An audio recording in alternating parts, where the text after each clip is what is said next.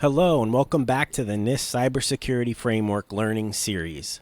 Today I'm going to walk you through the policy category within the govern function. This category establishes formal policies to guide the organization's cybersecurity risk management approach. Within this category are two subcategories, starting with GV.PO1. Policy for managing cybersecurity risks is established based on organizational context, cybersecurity strategy, and priorities, and is communicated and enforced. This subcategory is reminding us to develop policies that reflect the organization's unique mission, risk priorities, and strategic goals. So if you've been following this series, we're demonstrating all of these categories against a restaurant business. In the context of our fictional Irish pub, this subcategory would ensure that we have a policy in place that defines how we tailor our cyber priorities and approaches based on the restaurant business. You could leverage the information we defined from subcategory RM, risk management, which should hold all of those priorities and approaches. The difference between RM and this policy category is that this time we're locking down the decisions more formally and we're creating a tangible, enforceable document.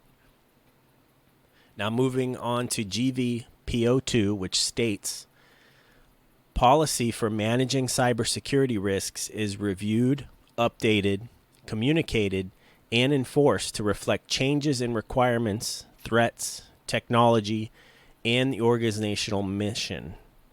This one is saying that the policy we just created in PO1 is actually kept up to date and actively used during the risk management process. The policy is intended to be a living document with regular recurring updates and reviews. And I know the policy portion of this series might seem a little obvious and maybe even boring to some of you, but I can tell you from my short experience as an IT auditor, policies are one of the most important artifacts you can use as proof of due diligence. If, God forbid, an incident happened and auditors had to come in and do a root cause analysis, they'll be asking for all of your documented policies and procedures. And if you've been keeping them regularly reviewed and updated and actually following them, it will be a very easy process, and it'll be very easily to identify the root cause and prevent it next time. If you don't keep it updated and you don't follow your own policy, it becomes a very steep, very slippery slope, and more questions will be asked, and the rabbit hole will get deeper. So this is just one reason why keeping a tight cybersecurity policy culture is very important. And thank you for watching, and be sure to check out my other videos in this series.